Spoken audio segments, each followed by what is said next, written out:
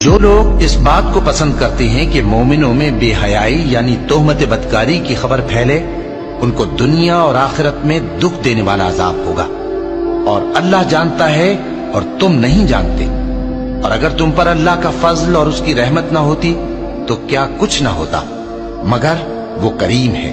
اور یہ کہ اللہ نہایت مہربان ہے، رحیم ہے۔ مومنوں، شیطان کے قدموں پر نہ چلنا، اور جو شخص شیطان کے قدموں پر چلے گا تو شیطان تو بے حیائی کی باتیں اور برے کام ہی بتائے گا۔ اور اگر تم پر اللہ کا فضل اور اس کی مہربانی نہ ہوتی تو ایک شخص بھی تم میں پاک نہ ہو سکتا، مگر اللہ جس کو چاہتا ہے پاک کر دیتا ہے،